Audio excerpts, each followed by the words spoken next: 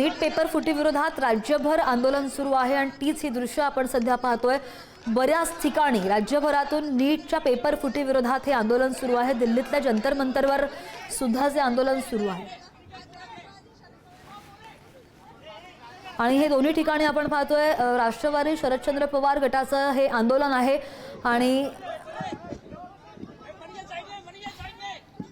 मुंबई आणि ठाण्यामधून हे दृश्य आपण पाहतोय। मुंबईमध्ये मेहबूब शेख यांच्या नेतृत्वाखाली हे आंदोलन सुरू आहे आणि हे दृश्य पाहतोय ठाण्यामधून जितेंद्र आव्हाड त्या ठिकाणी उपोषणाला बसलेले असताना लोकशाही मार्गाने त्यांच्यासोबत चर्चा करायच्या ऐवजी हिटलरशाही करून जनरल डायर ह्या सरकारच्या अंगात घुसला आणि त्यांनी सोनम वांगचुकला अक्षरशः बेडशीट लावून त्या ठिकाणी उचलून नेलेलं त्याचा निषेध म्हणून आणि धर्मेंद्र प्रधान यांनी राजीनामा द्यायला पाहिजे म्हणून राष्ट्रवादी काँग्रेस शरदचंद्रजी पवार पक्षाच्या वतीनं आज राज्यभर आम्ही आंदोलन करतोय। पण आपण बघताय की पोलीस बळाचा वापर करून कशा पद्धतीने दिल्लीचा जसा आंदोलन चिरडण्याचा प्रयत्न होतोय तसाच प्रयत्न हा महाराष्ट्रामध्ये देखील त्या ठिकाणी केला जात आहे आणि याचा आम्ही तीव्र शब्दात त्या ठिकाणी निषेध करतोय।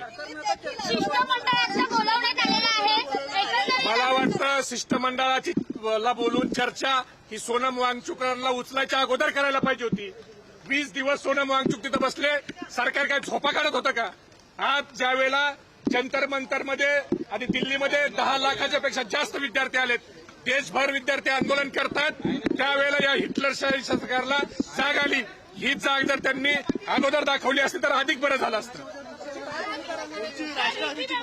आमची राष्ट्रवादी काँग्रेस पक्षाची भूमिका आहे की जोपर्यंत धर्मेंद्र प्रधानाचा राजीनामा होत नाही तोपर्यंत याच्यापेक्षाही तीव्र आंदोलन हे राष्ट्रवादी काँग्रेस पक्ष शरदचंद्रजी पवार पक्ष हा करील आणि विद्यार्थ्याच्या भविष्याची खेळणाऱ्या सरकारला अद्दल घडवल्याशिवाय आम्ही शांत बसणार नाही।